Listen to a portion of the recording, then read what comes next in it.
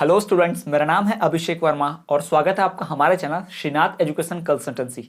तो स्टूडेंट, जैसा कि आप सभी जानते हैं कि इसके पहले हमने डीएलएड की भी वीडियोस इस पूरे चैनल पर प्लेलिस्ट बनाई हुई है और अब हम जा रहे हैं रीड के बाद जो सीधी भर्ती अध्यापक भर्ती जो परीक्षा होती है, जिसमें 3rd ग्रेड के टीचर्स की जो भर्ती होती है, उस सिलेबस की, उस पूरे पाठ्यक्रम की शुरुआत हम करने जा रहे हैं। इसके पहले ही वीडियो के माध्यम से पूरा सिलेबस पाठ्यक्रम बता चुके हैं। अगर आपने वो पाठ्यक्रम नहीं देखा है तो इस वीडियो के डिस्क्रिप्शन में जाइए, वो पूरा पाठ्यक्रम भी देख लीजिए। और देख लिया है तो बहुत अच्छी बात है। हम आज बात करने वाले हैं राजस्थान के रीड के बाद जो सीधी अध्यापक भर्ती होती है ग्रेड 3rd की, उसके सिलेबस की शुरुआत आज हम करने जा रहे हैं इस वीडियो से, जिसमें हम बात करेंगे राजस्थान के सामान्य ज्ञान की। जी हां, इस इकाई 3 के राजस्थान के सामान्य ज्ञान की बात करेंगे। सामान्य ज्ञान की ही बात क्यों कर रहे हैं हम, और इसकी शुरुआत इसी से क्यों कर रहे हैं इस वीडियो की, क्योंकि मैं आपको बता दूं कि अगर रीड की परीक्षा जो देते हैं, कई छात्र ऐसे हैं जो राजस्थान के बाहर के राज्यों के भी हैं, मध्य प्रदेश, छत्तीसगढ़, है ना, और कई ऐसे भी होते हैं जिन्हें अभी राजस्थान के बारे में ज्यादा नहीं पता है। अगर आपको इस पाठ्यक्रम के बारे में, इन सब चीज के बारे में अगर जीरो जानकारी भी है, फिर भी आपको घबराने की जरूरत नहीं है। इस वीडियो लेक्चर में आपको सब कुछ मिलेगा। जी हां, हमारे चैनल पर आपको पूरी प्ले सीरीज होगी, लिस्ट होगी, जिसमें हर टॉपिक पे बात की जाएगी बहुत ही डिटेल में। रोजाना वीडियोस अपलोड होंगी और एक साथ नहीं, जैसे बाकी चैनल पे एक साथ अपलोड हो जाती है तो आपको पढ़ने में दिक्कत होती है। यहां आप डेली टास्क बना के डेली 1-2 वीडियो अपलोड होगी, जिसमें आप क्या कर सकते हो, डेली पढ़ाई कर सकते हो।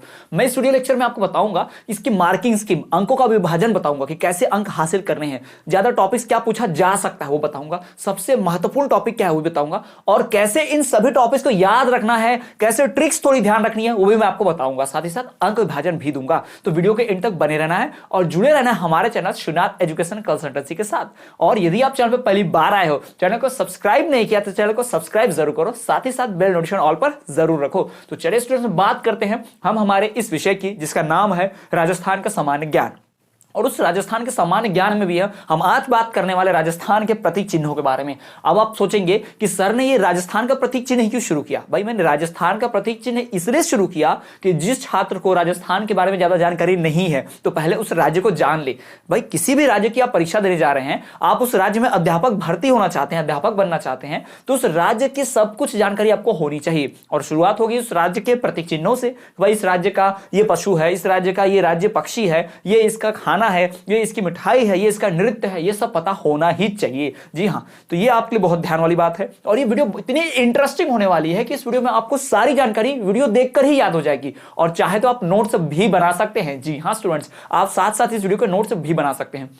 तो इस विषय में, जिसका नाम है राजस्थान का सामान्य ज्ञान, ये पूरा का पूरा जो विषय है सामान्य ज्ञान, 80 अंकों का पूछा जाता है। शैक्षिक परिदृश्य, राजस्थान का सामान्य ज्ञान, साथ ही साथ निःशुल्क एवं अनिवार्य जो बाल शिक्षा है वो भी, और साथ ही साथ सामयिक विषय। तो ये 4 जो विषय होते हैं 80 नंबर के, यानी कि ये 20-20 अंकों का विभाजन होगा। तो राजस्थान का जो सामान्य ज्ञान है, जी हाँ, राजस्थान के सामान्य ज्ञान की बात करें तो अगर हम राजस्थान के सामान्य ज्ञान के अंदर ये आने वाला विषय है, तो भाई सामान्य ज्ञान यानी कि सर, जैसे आप सभी जानते हो कि जीके की बात हो रही है यहां पर, जीके। तो सामान्य ज्ञान जो है पूरा कितने अंकों का भाई, ये 20 अंकों का है। इस बात को ध्यान रखिए, 20 अंक का ये विषय है। कितने अंकों का विषय है भाई, 20 अंक का। अब 20 अंक का विषय है जीके, जो सबसे आसान होता है। शुरुआत तो हमेशा पढ़ाई की इसी से ही करनी चाहिए। जी हाँ, जीके से ही करनी चाहिए, क्योंकि जीके से पढ़ाई की आप शुरुआत करते हो तो ये हमारे रोजमर्रा की जिंदगी में होता है, हम अक्सर इनके बारे में सुनते हैं, तो याद रखने में बड़ा आसान होता है। और जैसे जैसे याद होता है हमारा कॉन्फिडेंस बिल्टअप होता है और हम परीक्षा जो पास कर लेते हैं। परीक्षा की शुरुआत बहुत सारे लोग करते हैं, लेकिन अंत समय तक मोटिवेटेड रहना,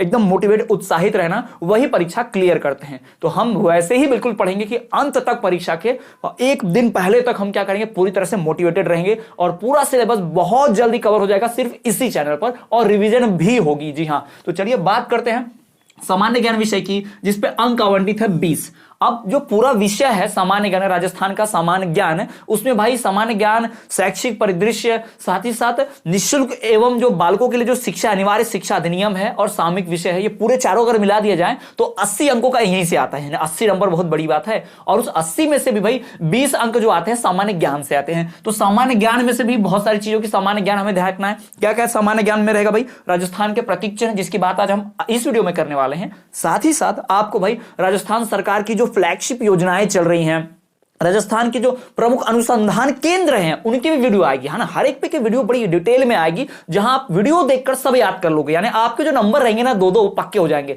अभी जब मैं आपको पढ़ाऊंगा इस वीडियो में राजस्थान के प्रतीक चिन्ह, तो आपके 2 नंबर 100% गारंटी के साथ कंप्लीट हो जाएंगे, आपको मिलेंगे ही मिलेंगे, अगर आप इस वीडियो को पूरा देखते हैं तो, वीडियो के एंड तक जुड़े रहते हैं तो। जी हाँ, और इसमें हम बात करें राजस्थान के जो प्रसिद्ध नगर हैं, उद्गम स्थल हैं, बहुत से पर्यटन स्थल हैं, उन सब की बात करेंगे। तो ये वीडियो बहुत इंटरेस्टिंग होने वाली है, आपको वीडियो के एंड तक बने रहना है, ध्यान रखना है, ठीक है। तो चलिए बात करते हैं। अभी तो मैंने आपको बता दिया भाई, राजस्थान के सामान्य ज्ञान पर 20 अंक आवंटित है, और उस 20 में से अभी राजस्थान के जो प्रतीक चिन्ह है उसके ऊपर 2 अंक आवंटित है, यानी 2-2 मार्क्स के सब मिलेंगे, ठीक है।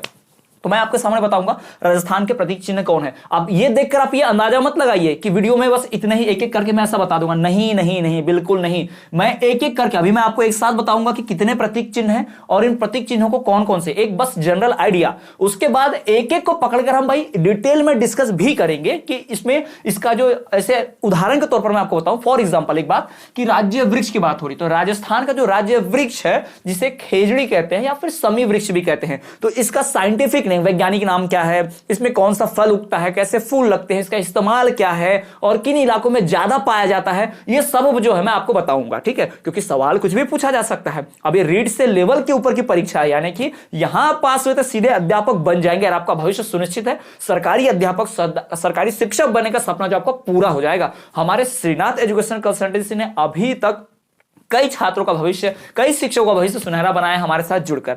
आप भी हमारे साथ जुड़ के और वीडियो में बने रहिए। और चलिए देखते हैं राजस्थान के प्रतीक चिन्हों की बात करते हैं। तो राजस्थान के प्रतीक चिन्हों की बात करूं तो भाई राजस्थान के प्रतीक चिन्हों में सबसे पहले बात करें राजस्थान के राज्य वृक्ष की। किसी भी राज्य का अपना एक वृक्ष, एक पेड़ होता है, मतलब वो पेड़ अगर उस एरिया में ज्यादा पाया जाता है उस क्षेत्र में, तो उसको राज्य वृक्ष जो है घोषित कर देते हैं। और सिर्फ ज्यादा पाए जाने से नहीं होगा, ज्यादा के पाए जाने के साथ साथ उसकी उपयोगिता भी होनी चाहिए, ठीक है। तो ये तो हम डिटेल में डिस्कस करेंगे अभी वीडियो के अगले पार्ट में, इसी वीडियो में। लेकिन अभी फिलहाल एक जनरल आइडिया मैं आपको दे दूं, जिन्होंने राजस्थान के बारे में कुछ नहीं सुना, नहीं जानते, वो भी इसको देखें, और जिन्होंने देख लिया है उनके लिए तो बहुत ही महत्वपूर्ण उपयोगी है, ये भी देख लीजिए। राजस्थान का जो राज्य वृक्ष होता है वो है खेजड़ी, जिसे समी वृक्ष भी कहते हैं। ये जो पेड़ है ना, इसमें जो फल उगता है, इसका जो पुष्प उगता है, सारे काम में लाते हैं, या तो और तो इसकी जो पत्तियां होती है ना वो भी इस्तेमाल होता है। जी हाँ, तो उसको डिटेल में और बताऊंगा मैं, इस पर सवाल पूछा जाएगा कि भाई खेजड़ी का उसका साइंटिफिक वैज्ञानिक नाम क्या है, क्या इस्तेमाल होता है, किन इलाकों में पाया जाता है, ये बड़ा पूछता है, तो यह ध्यान रखिए, ठीक है। दूसरा देखिए भाई, राजस्थान का जो राज्य पशु है वो क्या है, कई सारे आपको बताएंगे। राजस्थान का जो राज्य पशु है ऊंट है, सब लोग मान लेंगे ऊंट है, ऊंट है। भाई राजस्थान का पशु जो है, पशु भी तो 2 प्रकार के होते हैं ना, एक जंगली पशु और एक पालतू पशु, पशु भी तो 2 प्रकार के होते हैं। तो उसी प्रकार राजस्थान का जो राज्य पशु है, अगर पालतू दृष्टि से देखें, यानी पालतू पशुओं की दृष्टि से देखें, उस श्रेणी में देखेंगे तो पालतू में भाई ऊंट है, ऊंट को पालते हैं, और ऊंट को तो रेगिस्तान का जहाज भी कहा जाता है, ये भी जानते हो ना, शिप ऑफ द डेजर्ट जी। उसके बाद भाई चिंकारा की बात होती है, चिंकारा जिसे ब्लैक बग कहा जाता है। तो ये जो चिंकारा होता है हिरन जैसा दिखता है, हिरन ही होता है एक्चुअल में, आपने देखा भी होगा। ये वही चिंकारा है जिसके शिकार में सलमान खान को जेल हो गई थी। आप जानते हैं सलमान खान पे अभी भी केस चल रहा है, सलमान खान आज भी कोर्ट में पेशी होती तो जाना पड़ता है, क्योंकि इसके शिकार में उनका नाम था, मुख्य आरोपी वही थे, ठीक है। तो ये राजस्थान का पालतू पशु की बात करें तो भाई कौन सा है, ऊंट, और उसके हमने जंगली पशु की बात करें राजस्थान का तो वो है चिंकारा, ठीक है। ये ध्यान रखेंगे। हमारा राष्ट्रीय जो पेड़ है, जो वृक्ष है, वो है क्या है भाई, खेजाड़ी, जिसे हम समी वृक्ष भी कहते हैं, खेजड़ी जो है समी वृक्ष कहते हैं, ठीक है। और दूसरा जो, अब देखो आपको आसान क्या हो जाएगा, जैसे ही आपको अभी परीक्षा जो देंगे, मान लीजिए आप परीक्षा देने गए 3rd ग्रेड की, और वहां आपको सवाल पूछा राजस्थान का राज्य वृक्ष कौन सा होगा, और आप सभी जानते हैं कि वस्तुनिष्ठ प्रश्न है, अगर आपने एक बार भी पढ़ लिया कि खेजड़ी है, समी वृक्ष है, तो जैसे ही आपको एमसीक्यू में वस्तुनिष्ठ चारों ऑप्शंस में दिखाई देगा कि खेजड़ी, तो तुरंत आप उस ऑप्शन को टिक कर देंगे, तो फट से आपको नंबर मिल जाएंगे। तो एक बार भी पढ़ना और उसको ध्यान में रखना बहुत जरूरी होता है, रटने की एकदम आवश्यकता नहीं है। आप इसको अगर पढ़ लोगे ना तो अपने आप आपके दिमाग में छपते चलेगा, ठीक है। तो राज्य वृक्ष जो है वो खेजड़ी है, जिसे समी वृक्ष कहते हैं। राज्य पशु जो है 2 होते हैं राज्य पशु, चिंकारा और ऊंट। ऊंट पालतू के श्रेणी में आता है, चिंकारा जंगली के श्रेणी में आता है। अब बढ़ते तीसरा, इसका जो राज्य पक्षी कौन सा है, तो भाई राज्य पक्षी जो है इसका वो है गोड़ावड़, जिसे ग्रेट इंडियन बस्टर्ड भी कहते हैं। क्या कहते हैं उसे, ग्रेट इंडियन बस्टर्ड कहते हैं। और हमारे आम भाषा राजस्थानी भाषा में इसे गोड़ावड़ भी कहते हैं, हिंदी राजस्थानी में गोड़ावड़ कहते हैं। इसे ध्यान रखिए, राज्य पक्षी गोड़ावड़, जिसका दूसरा नाम जो है ग्रेट इंडियन बस्टर्ड भी कहा जाता है, ठीक है। अगला देखिए भाई, राज्य पुष्प, राज्य फूल जो होता है ना, पुष्प कौन सा है, तो हमारा स्टेट फ्लावर जो है वो है रोहिड़ा। क्या फल है भाई, इस फ्रूट सॉरी माफ कीजिएगा, इस पुष्प का, इस फूल का नाम जो है रोहिड़ा है, ध्यान रखिएगा। गुड़ावड़ पक्षी है और रोहिड़ा जो है ये हमारा क्या है, पुष्प है, फूल है। फिर राज्य नृत्य की बात करें, हमारे राज्य का नृत्य सबको पता ही होगा, घूमर, नहीं जानना ना, घूमर बहुत फेमस है, इवन पूरे भारत में, पूरे भारतवर्ष में सभी जानते हैं कि राजस्थान का जो राज्य नृत्य है घूमर बहुत प्रसिद्ध है, ठीक है। जैसे गुजरात में भाई डांडिया गरबा बड़ा फेमस है, महाराष्ट्र में लावनी फेमस है ना, उसी प्रकार से हमारे यहाँ भाई यहाँ पर घूमर जो है राज्य नृत्य जो फेमस है। अब देखिए, अब राज्य नृत्य अलग होता है, राज्य का शास्त्रीय गीत जो है वो भी अलग होता है, ठीक है, उसकी बात भी हम करेंगे आगे चल के, ठीक है। तो इस पर देखिए, राज्य नृत्य क्या हमारा घूमर है। अगर हम राज्य के गीत की बात करें तो हमारे इस राज्य की जो गीत है, उसका राजकीय जो गीत है, हमारे राज्य का जो गीत है, सबसे इंपॉर्टेंट गाना वो है केसरिया बालम। ये हमारा ऑफिशियल, यानी ऑफिशियल मतलब भाई सरकार के तरफ से औपचारिक रूप से किसी गीत को जब सरकार मान्यता देती है कि हमारे राज्य का गीत है तो उसे हम राजकीय गीत कहते हैं। तो राजस्थान सरकार ने केसरिया बालम को हमारे इस राज्य का, हमारे राजस्थान का क्या बनाया भाई, राजकीय गीत घोषित किया हुआ है। ध्यान रखिएगा, राजकीय गीत कौन सा है, केसरिया बालम है। इसके बारे में डिटेल जानकारी है ना, अभी थोड़ी देर में वीडियो के आगे देता हूं आपको। अगला देखिए, राज्य खेल, हमारे राज्य का खेल जो है बास्केटबॉल है ना। जैसे हमारे देश का जो राष्ट्रीय खेल है वो हॉकी है, उसी प्रकार से हमारा राज्य का जो खेल है वो बास्केटबॉल है। राजस्थान का जो राज्य खेल है वो बास्केटबॉल है। बास्केटबॉल आपने देखा होगा, लाल बॉल होता है, उसमें लाइनें बनी होती है, उसको ऐसे पटक पटक टप्पा से बास्केट में डालते हैं, देखा होगा आपने सभी ना। उसके बाद देखिए भाई, राज्य की मिठाई, हमारे राज्य की मिठाई कौन सी सबसे फेमस है, तो राजस्थान राज्य की जो मिठाई फेमस है वो है भाई घेवर, जिसे सिंजारा भी कहते हैं। क्या कहते हैं उसे, सिंजारा कहते हैं। और ये घेवर, इसे घेवर भी कहा जाता है। अब घेवर क्या है, वो जब भी कोई शादी ब्याह होता है तो दुल्हन को साथ में जो दिया जाता है मिठाई के रूप में, और किसी भी जो भी त्योहार आते हैं, कोई भी ऐसा बड़ा सा प्रोग्राम फंक्शन आता है तो उसमें इस मिठाई का प्रयोग किया ही जाता है। ये हमारे रस्मों रिवाजों, हमारे राजस्थान की सांस्कृतिक परंपरा में ना एक प्रतीक है, इसको इस्तेमाल करते ही करते हैं, इसलिए इसे हमारे राज्य की मिठाई का दर्जा प्राप्त है घेवर, जिसे सिंजारा भी कहा जाता है। याद रखिएगा, घेवर को सिंगारा भी कहा जाता है, क्योंकि जब दुल्हनों को दिया जाता है, अलग अलग मौकों पर इसे दिया जाता है, तो उसे सिंजारा कहा जाता है। और इस मिठाई का नाम क्या है, घेवर है, ध्यान रखेंगे, ठीक। अगला देखिए, हमारे राज्य का शास्त्रीय गीत जो है, हमारे राज्य का, इस राजस्थान राज्य का जो शास्त्रीय गीत है वो है कत्थक। क्या है भाई, कत्थक है। कत्थक जो है राजस्थान का शास्त्रीय गीत है, इस बात को ध्यान रखिए। राज्य का शास्त्रीय गीत क्या है, कत्थक।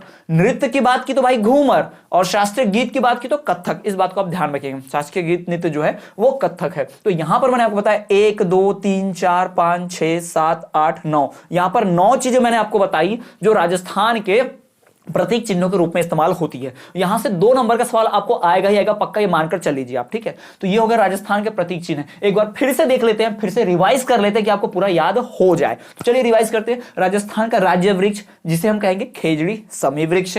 राजस्थान का जो राज्य पशु है भाई, ऊंट और चिंकारा। पालतू अलग होता है और जंगली अलग होता है, तो जंगली में हम चिंकारा बोलेंगे और पालतू हमारा ऊंट, हमारा राज्य पक्षी है, ठीक है। हमारा राज्य पक्षी की बात करें, हमने पशु की बात की, ऊंट पशु है कौन सा, पालतू।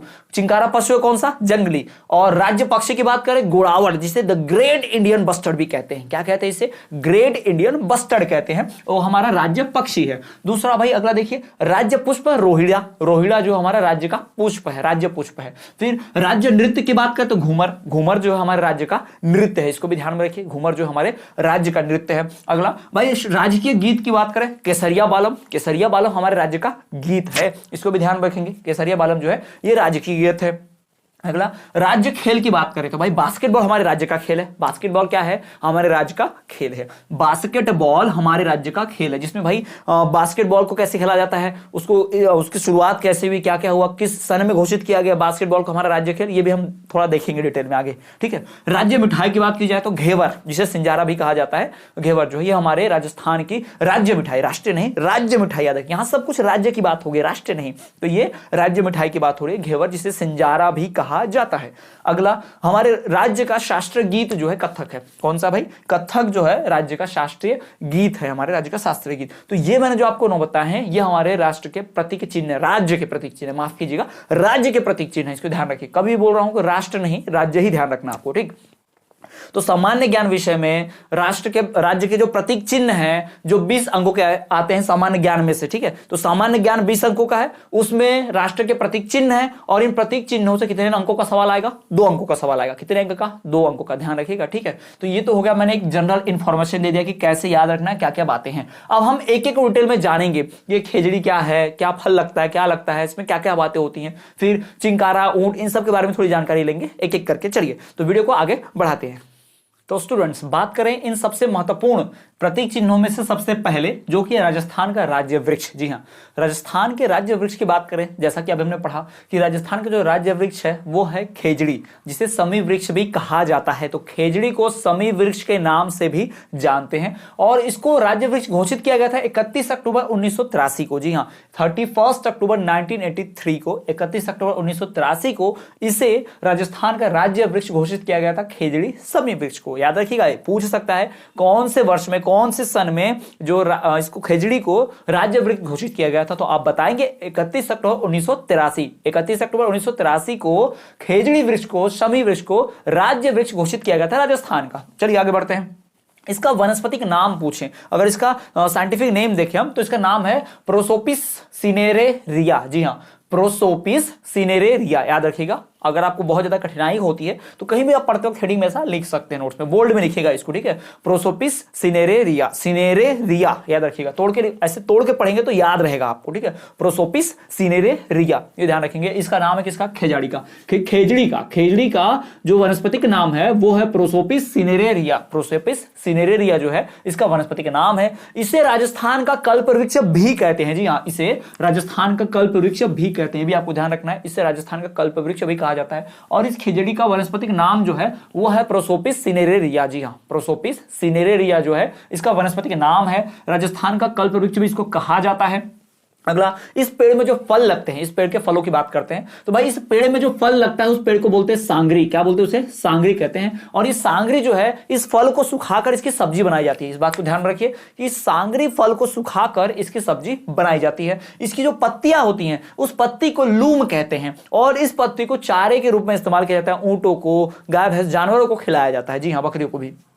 तो इस खेजड़ी वृक्ष में जो फल लगते हैं उन फलों को सुखाकर सब्जी बनाई जाती है और उस फल का नाम है सांगरी। इसके फल को क्या कहते हैं, सांगरी कहते हैं। और इसकी जो पत्तियां होती हैं उसे लूम कहते हैं। और इस लूम पत्तियों को, इस खेजड़ी वृक्ष की पत्ती जिसका नाम लूम है, उसे चारे के रूप में भी इस्तेमाल करते हैं, जानवर को खिलाने के काम में आता है। तो ये भी आपको ध्यान रखना है कि लूम क्या है। तो लूम भाई क्या है, खेजड़ी वृक्ष का पत्ता है। किस रूप में इस्तेमाल होता है लूम, भाई ये चारे के रूप में इस्तेमाल होता है, ये भी आपको पता होना चाहिए, ठीक है।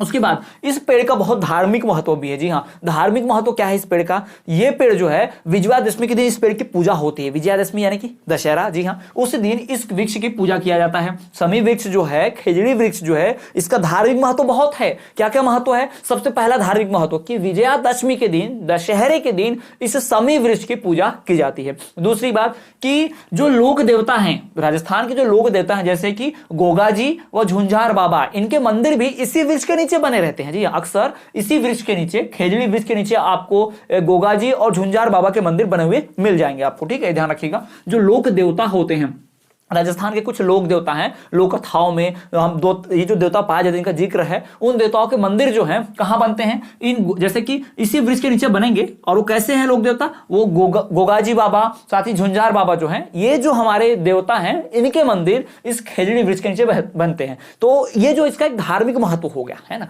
धर्म की दृष्टि से देखें, लोग आस्था की दृष्टि से देखें तो इस वृक्ष का धार्मिक महत्व बहुत है। क्या महत्व है, सबसे पहला कि इस वृक्ष की पूजा विजयादशमी के दिन की जाती है, समी वृक्ष की। दूसरी बात कि बहुत सारे जो लोक देवता हैं, खासकर ये हमारे गोगाजी व झुंझार बाबा, इन दो देवताओं के जो मंदिर हैं, इन दो लोक देवताओं के जो मंदिर हैं, ये मंदिर जो हैं अक्सर इन्हीं जो खेजड़ी जो वृक्ष है इसके नीचे बने पाए जाते हैं, जहां इसी वृक्ष के नीचे बने होते हैं। ये आपको ध्यान रखना है, इसका धार्मिक महत्व की बात की मैंने।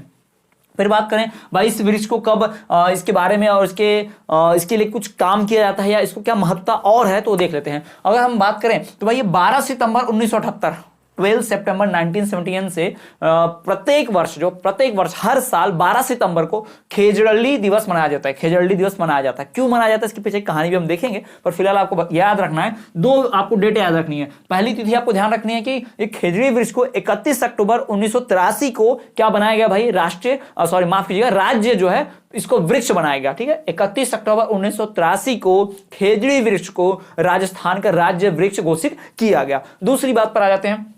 दूसरा है भाई कि 12 सितंबर 1978 है। दूसरा क्या है, 12 सितंबर 1978 को खेजड़ी दिवस मनाया जाता है। अब वृक्ष घोषित करना, राज्य वृक्ष घोषित करना अलग बात है, वो 31 अक्टूबर 1983 हुआ। और इस वृक्ष के उपलक्ष्य में, इस वृक्ष की खासियत के लिए, इसे धन्यवाद के लिए, इसके स्मृति के रूप में खेजड़ी दिवस मनाया जाता है। क्यों मनाया जाता है, कब मनाया जाता है, 12 सितंबर 1978 क्यों मनाया जाता है उसकी बात कर लेते हैं। क्या हुआ था, जोधपुर का एक खेजड़ी गांव में, पूरी कहानी सुनाता हूं।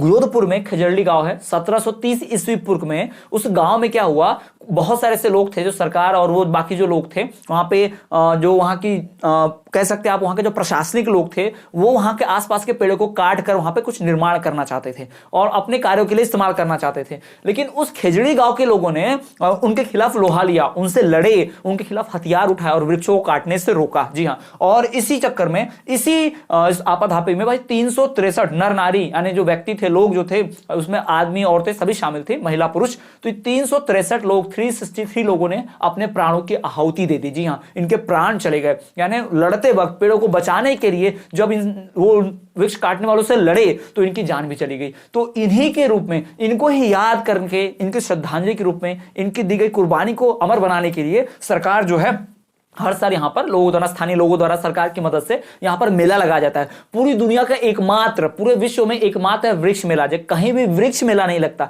पेड़ों के लिए क्या मेला, लेकिन भाई हमारा भारत देश इतना धन्य है, हमारा राजस्थान राज्य इतना धन्य है कि यहां पर जो है हमारा वृक्ष मेला भी लगाया जाता है। जी हाँ, वृक्ष मेला पूरे विश्व का एकमात्र, जी हाँ, वृक्ष मेला लगता है। खेजड़ी गांव में वृक्ष मेला लगता है। क्यों लगता है भाई विश्व एकमात्र जो वृक्ष मेला खेजड़ी गांव में लगता है, क्योंकि 1730 ईस्वी पूर्व में जोधपुर खेजड़ी में अमृता देवी बिश्नोई के नेतृत्व में, ये जो व्यक्ति थी, इनके नेतृत्व में बाकी सभी लोगों ने उन वृक्ष काटने वालों से लड़ाई की और उस लड़ाई में 363 व्यक्तियों ने, उसमें आदमी और औरतें सभी शामिल थी, उन्होंने अपने प्राणों की आहुति दे दी इन वृक्षों की रक्षा करते हुए। तब से इनके स्मृति के रूप में, उन्हें याद करके क्या मनाया जाता है भाई, वृक्ष मेला के लिए खेजड़ी दिवस मनाया जाता है इसी गांव में। ये राजस्थान के जोधपुर के खेजड़ी गांव में हुआ था, ये आपको ध्यान रखना है, ठीक है। और 12 सितंबर 1978 को प्रति वर्ष जो है 12 सितंबर को, हर साल 12 सितंबर को क्या किया जाता है, खेजड़ी दिवस मनाया जाता है। खेजड़ी दिवस कब मनाया जाता है, 12 सितंबर 1978 को।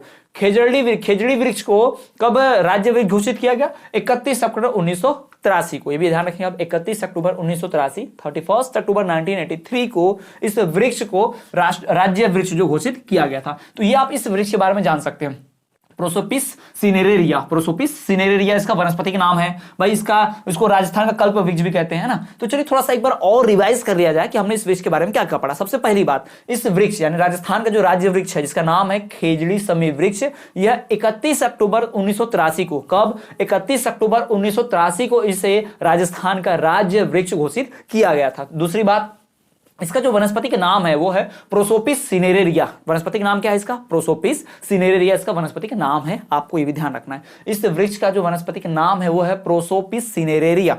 अगली बात करते हैं, अगला भाई, इसको राजस्थान का कल्प वृक्ष भी कहते हैं। क्या कहते हैं इसे, राजस्थान का इसे कल्प वृक्ष भी कहा जाता है, इसे भी ध्यान में रखिएगा। और इसका जो फल होता है, इस फल को भाई सांगरी बोलते हैं। क्या बोलते हैं, सांगरी। और इस फल को सुखा कर ना, इसको सब्जी के रूप में इस्तेमाल करते हैं। इस फल को सुखा के सब्जी के रूप में इस्तेमाल करते हैं। इसकी जो पत्तियां होती हैं, उन पत्तियों को लूम कहा जाता है और इन पत्तियों को चारे के रूप में इस्तेमाल किया जाता है। जैसा कि आप जानते हैं, राजस्थान का परिदृश्य की बात करें, भौगोलिक स्थिति की, तो राजस्थान में बहुत ज्यादा वनस्पतियां नहीं पाई जाती, पाई तो जाती हैं, लेकिन वो वनस्पतियां जो होती हैं वो मरुस्थलीय होती हैं, यानी उनमें पत्तियों की कमी होती है। यानी इस इलाके में, राजस्थान इस इलाके में पशुओं के लिए चारे की थोड़ी कमी है। तो जो भी वृक्ष होते हैं, जो भी चीजें मिल जाती हैं, उनको ही चारे के रूप में अधिकतर इस्तेमाल में लाया जाता है। तो ये बहुत अच्छी बात है। तो वही ध्यान रखना हमें कि इसका जो फल है सांगरी, उसको सुखाकर सब्जी के रूप में इस्तेमाल करेंगे। इसकी जो पत्तियां हैं, जिसे लूम कहते हैं, इसे चारे के रूप में इस्तेमाल करते हैं। फल इंसानों के खाने के काम में आ रहा है, पत्तियां जो है वो जानवरों के, पशुओं के खाने के काम में आ रहा है। और इसके धार्मिक महत्व की बात करें तो भाई धार्मिक महत्व में कि विजयादशमी के दिन इस खेजड़ी वृक्ष की पूजा की जाती है, समी वृक्ष की पूजा की जाती है किस दिन? विजयादशमी, दशहरे के दिन। ठीक, और इसके जो इस वृक्ष की खासियत यह है कि इस वृक्ष के नीचे ही कुछ लोक देवता जैसे कि गोगा जी और झुंझार बाबा, इन देवताओं के मंदिर जो है बने होते हैं इसी वृक्ष के नीचे। जी हाँ, ये लोक देवता गोगा जी और झुंझार बाबा के जो मंदिर हैं इसी वृक्ष के नीचे बने होते हैं। तो इसका धार्मिक महत्व हो गया विजयादशमी को पूजा करना, और दूसरा लोक देवता जैसे कि झुंझार बाबा और किसकी बात होगी भाई यहाँ पर? हमारे गोगा जी की। तो ये इनको मंदिर भी जो होंगे इसी वृक्ष के नीचे बने होते हैं, आपको ध्यान रखना है। उसके बाद 12 सितंबर 1978 को इस दिन को ही क्या हर साल जो है स्थानीय और सरकार की मदद से क्या कहते हैं, खेजड़ी दिवस मनाया जाता है। अभी 12 सितंबर को खेजड़ी दिवस क्यों मनाते हैं? क्योंकि हुआ क्या था, वृक्ष देखिए 1730 ईस्वी पूर्व में जोधपुर के खेजड़ी गांव में क्या हुआ था, एक बार वहां का जो प्रशासन है, वहां के जो लोग थे, वहां के लोकल लोग जो वहां के स्थानीय लोग हैं उनसे उनका आमना सामना हुआ। किस बात को लेकर? वो लोग आए थे वृक्ष को काटने, खेजड़ी वृक्ष को काटने के लिए आए थे।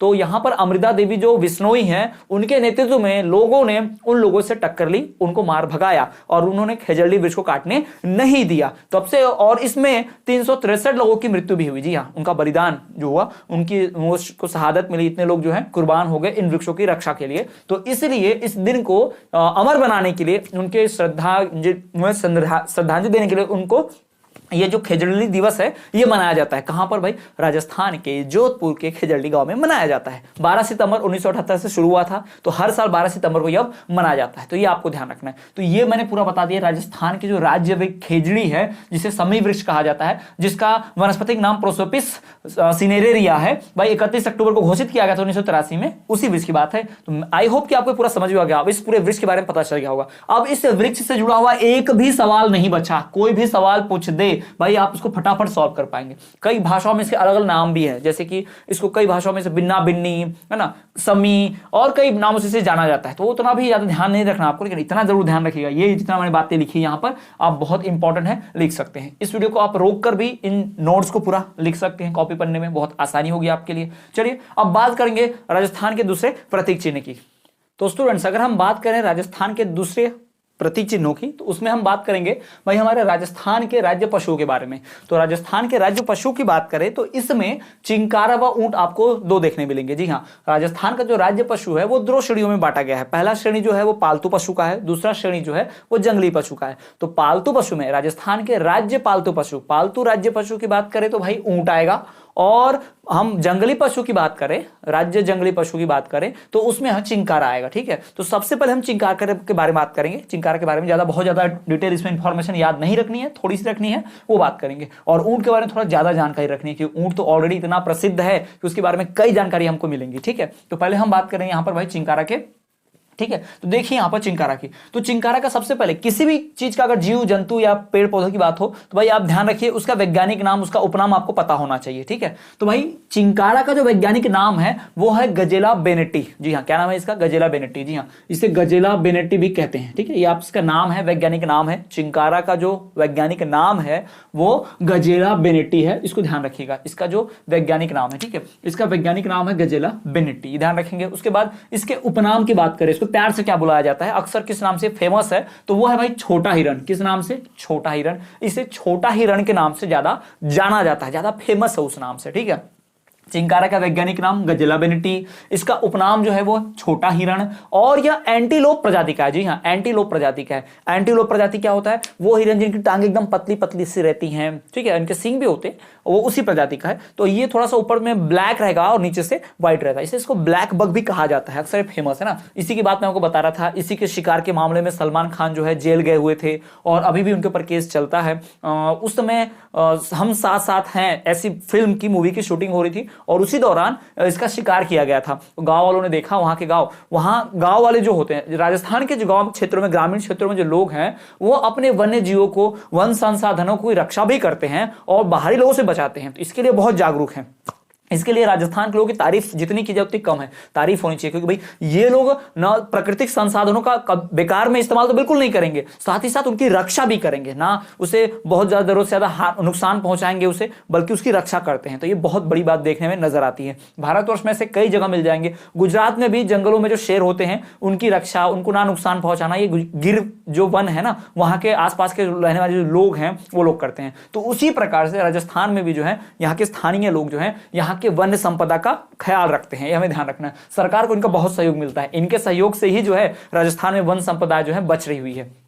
तो वहां के लोगों ने कंप्लेंट कर दी, इन लोगों ने शिकायत की, पुलिस ने रिपोर्ट देखी और जांच पड़ताल की, इसमें तो कुछ लोगों को नामदर्ज बनाया गया और एफआईआर दर्ज की गई। और वैसे भी राज्य पशु घोषित है, अब राज्य पशु का आप हत्या करोगे तो वो तो ऐसे ही पाप है, क्राइम है, ठीक है। तो ये कानूनन जुर्म था और उनके ऊपर केस हो गया और उन्हें सजा भी हुई, जेल में भी रहना पड़ा और उनके ऊपर बहुत पीछे पड़े हुए बहुत सारे लोग। तो राजस्थान के जो वहां का समाज है, वहां के जो समुदाय है, वो इस बात से खासा नाराज था कि कोई बाहरी व्यक्ति आ रहा है, हम उसे पिक्चर की शूटिंग करने दे रहे हैं और हमारी संपदा का नुकसान करके उसे जीव हत्या करके उसे खा रहे हैं, ये बहुत बुरी बात थी, ठीक है। तो ये तो एक साइड हट के नॉलेज था, ठीक है। आगे देखिए, इसका नाम जैसा हमने बताया, वैज्ञानिक नाम गजेला बेनेटी, इसका उपनाम छोटा हिरण और ये एंटीलोप प्रजाति का है। सन 1981 में इसे राज्य पशु का दर्जा मिला। जी हाँ, सन 1981 में इसे राज्य पशु का दर्जा दे दिया गया कि हमारे राज्य का पशु है, ये एनिमल है, हमारा स्टेट एनिमल, हमारे राज्य का पशु है, इसका दर्जा मिल गया।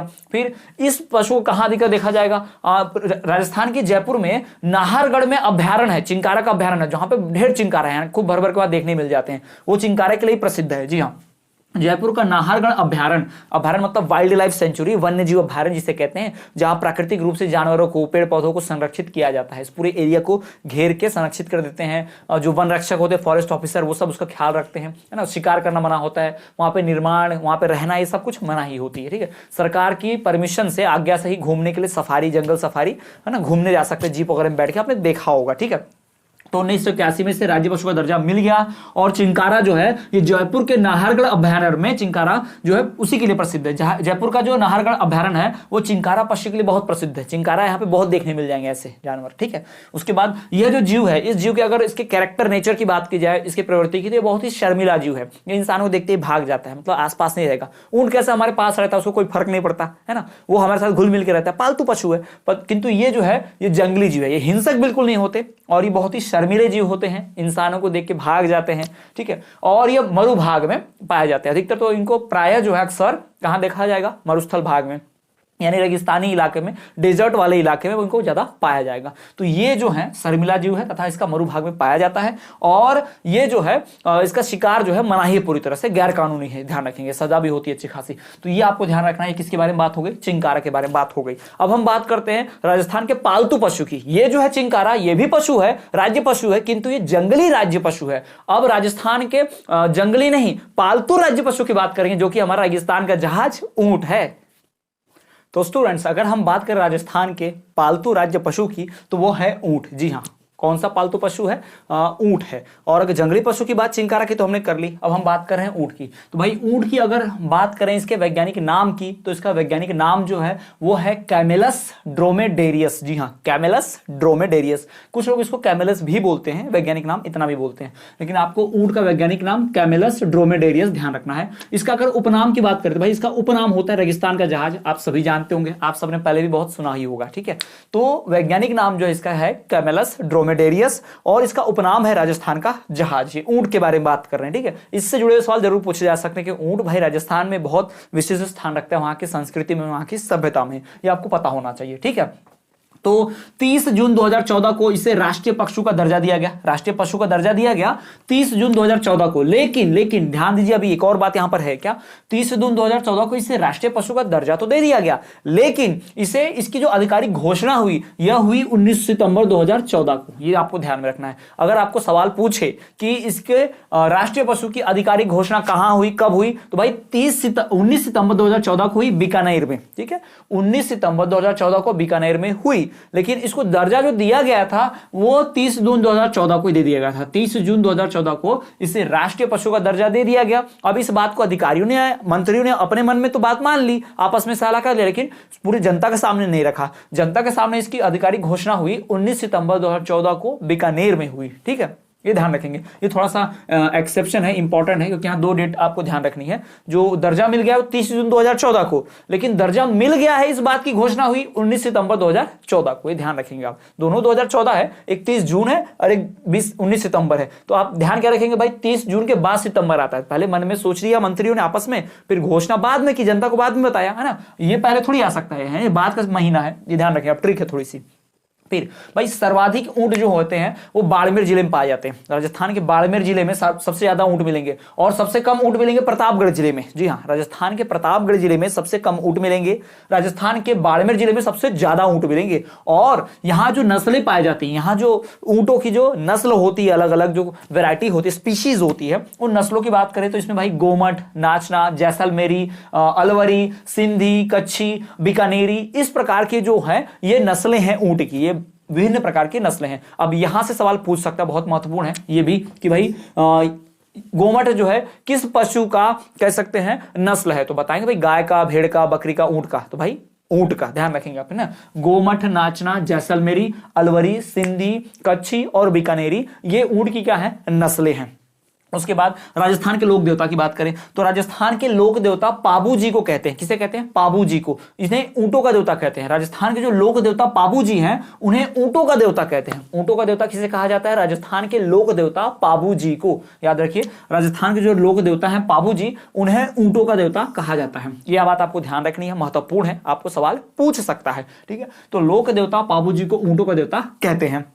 इन्हें ऊंट पालने वाली जो सबसे फेमस जाति है, जो वहां पर जो सबसे अच्छी कास्ट है, जो बहुत ज्यादा ऊंट पालती है, तो वो है भाई रेबारी। रेबारी जाति के जो लोग होते हैं ना, वो बहुत ऊंट पालते हैं, बड़े फेमस है, प्रसिद्ध हैं। तो रेबारी जाति के लोग प्रसिद्ध होते हैं ऊंट पालने के लिए, ध्यान रखिएगा, ठीक। तो यहां मैंने आपको बताया कि जो लोक देवता पाबू जी हैं वही ऊंटों के देवता कहते हैं, उनको ही ऊंटों का देवता कहते हैं। और वहां के जो ऊंट पालने के लिए जो जाति बड़ी फेमस है, प्रसिद्ध है, वो रेबारी जाति है, ठीक। ऊंट की खाल पर कलाकारी भी की जाती है। ऊंट के मरने के पश्चात ऊंट की जो खाल है उस पर नक्काशी कलाकारी कहते हैं। उस कलाकारी को क्या कहते हैं भाई? उस्ता कला कहते हैं। ऊंट है तो उस्ता, ऊंट उस्ता, ठीक है, उस्ता कला कहते हैं खाल पर करेंगे तो। और अगर ऊंट की खाल से पानी पीने का बर्तन बनाया जाएगा, इस पर आपने देखा होगा कपड़े जैसा चमड़े का बर्तन रहता है, उसमें पानी भरते हैं, रेगिस्तान में अक्सर देखा होगा आपने, पिक्चरों में, मूवीज में देखा होगा, ठीक। तो उस बर्तन को कहते हैं क्या? कापी। कॉपी नहीं, कापी कहते हैं, कापी। उस बर्तन को कहते हैं कापी। तो ध्यान रखिएगा, ऊंट की खाल से बने जलपात्र को कापी कहते हैं। ऊंट की खाल से जो कलाकारी होती है उस पर उस्ता कला कहते हैं। ऊंट के खाल पर होने वाली कलाकारी को उस्ता कला कहते हैं। और ऊंट की खाल से बना हुआ जलपात्र है, ठंडे पानी का बर्तन जिसमें पानी ठंडा रखा जाता है, उसे कापी कहते हैं। आपको पता होगा कि ऊंट की जो चमड़ी होती है वो पानी को ठंडा रखने में बड़ी सहायक होती है, क्योंकि ऊंट रेगिस्तान में रहता है इतनी गर्मी में, तो पानी पीता है तो उसे ठंडा रखना होता है। तो वो इसलिए उस बर्तन से, उसकी चमड़ी से जलपात्र बर्तन बनाया जाता है जिसमें हम पानी जमा करके रखते हैं। फिर देखिए, बीकानेर की उर्मुल डेयरी एकमात्र ऊंट डेयरी है। जी हाँ, भारत की एकमात्र ऊंट की डेयरी, यानी ऊंट के दूध से बने होते सारे प्रोडक्ट वहां पर, दूध, दही, मक्खन, घी जो भी मिलेगा ना, सब ऊंट के दूध से मिलेगा। तो भाई वहां पे जो उर्मुल डेयरी है वो भारत की एकमात्र ऊंट डेयरी है। याद रखिएगा, उर्मुल डेयरी जो है भारत की एकमात्र ऊंट डेयरी है, ये आपको ध्यान रखना है। उर्मुल डेयरी भारत की एकमात्र ऊंट डेयरी है, इसको ध्यान रखिए। उसके बाद भाई, गोरबंद राजस्थान का ऊंट श्रृंगार गीत है। गोरबंद जो है, गोरबंद वो राजस्थान का एकमात्र ऊंट श्रृंगार गीत है। ऊंटों का श्रृंगार गीत की बात करें तो गोरबंद जो होता है वो राजस्थान के एकमात्र क्या है? श्रृंगार गीत है। इसको आप ध्यान रखेंगे, ठीक है। तो ये मैंने बताया भाई ऊंटों के बारे में। चलिए एक बार फिर से रिवाइज कर लिया जाए क्या क्या हमने ऊंटों के बारे में पढ़ा। सबसे पहली बात, राजस्थान के भाई राज्य पशु दो हैं, दो श्रेणियों में बटे हैं। एक राजस्थान का राज्य पशु जंगली वाला, एक राजस्थान का राज्य पशु पालतू पशु। तो जंगली पशु में आएगा भाई चिंकारा, जिसके बारे में हमने बात की इसके पूर्व में ही। और इसके पालतू पशु की बात करेंगे तो उसमें आएगा ऊंट, ठीक है। तो बात कर लेते हैं ऊंट की। तो ऊंट जो होता है उसका वैज्ञानिक नाम है कैमेलस ड्रोमेडेरियस। जी हाँ, कैमेलस ड्रोमेडेरियस, ये याद रखें। कैमेलस भी इतना ध्यान रहा तो आप आराम से टिक लगा पाएंगे वस्तुनिष्ठ प्रश्न में, है ना। तो कैमेलस ड्रोमेडेरियस जो है ये ऊंट का वैज्ञानिक नाम है। उसके उपनाम की बात करें तो भाई जो हमारा राजस्थान का राज्य पशु ऊंट है और पालतू में आता है, उसका जो उपनाम है उसे प्यार से रेगिस्तान का जहाज बुलाया जाता है, शिप ऑफ द डेजर्ट। इसे बहुत लोग जानते हैं। अन्य राज्यों में, भारतवर्ष में किताबों में बच्चों को पढ़ाया जाता है, जीके किताबों में, ना। ऊंट के बारे में जब भी बताया जाएगा तो इसे रेगिस्तान का जहाज बोलते हैं, ऐसा कहा जाता है। इसका उपनाम रेगिस्तान का जहाज है। और इसके असली नाम की बात करें तो भाई ऊंट प्रचलन में जो है, इसके साइंटिफिक नेम की बात करें, वैज्ञानिक नेम की, तो कैमेलस ड्रोमेडेरियस, कैमेलस ड्रोमेडेरियस, और इसका उपनाम जो होता है वो रेगिस्तान का जहाज है। फिर बात करते हैं इसको दर्जा कब मिला भाई राष्ट्रीय पशु का, तो 30 जून 2014 को राष्ट्रीय पशु का दर्जा इसे दे दिया गया, लेकिन इसकी आधिकारिक घोषणा नहीं हुई थी। आधिकारिक घोषणा हुई 19 सितंबर 2014 को। कब हुई भाई? 19 सितंबर 2014 को इसकी आधिकारिक घोषणा हुई। ठीक है, ये आपको ध्यान रखना है कि 30 जून को भाई राष्ट्रीय पशु का दर्जा दे दिया, लेकिन आधिकारिक घोषणा बीकानेर में की गई, वो भी 19 सितंबर 2014 को। इसको ध्यान रखेंगे। उसके बाद ऊंट जो है राजस्थान के बाड़मेर जिले में सबसे ज्यादा मिलते हैं। राजस्थान के बाड़मेर जिले में सर्वाधिक ऊंट पाए जाते हैं, और सबसे कम जो ऊंट पाए जाते हैं वो प्रतापगढ़ जिले में। राजस्थान के प्रतापगढ़ जिले में सबसे कम ऊंट मिलते हैं। ऊंट की अलग अलग नस्लों की बात करें तो भाई ऊंट की अलग अलग नस्लों में भाई गोमट, नाचना, जैसलमेरी, अलवरी, सिंधी, कच्छी, बीकानेरी, ये जो है ऊंट की नस्लें हैं। कौन कौन सी नस्लें हैं भाई? गोमट, नाचना, जैसलमेरी, अलवरी, सिंधी, कच्छी और बीकानेरी, ये ऊंट की नस्लें हैं।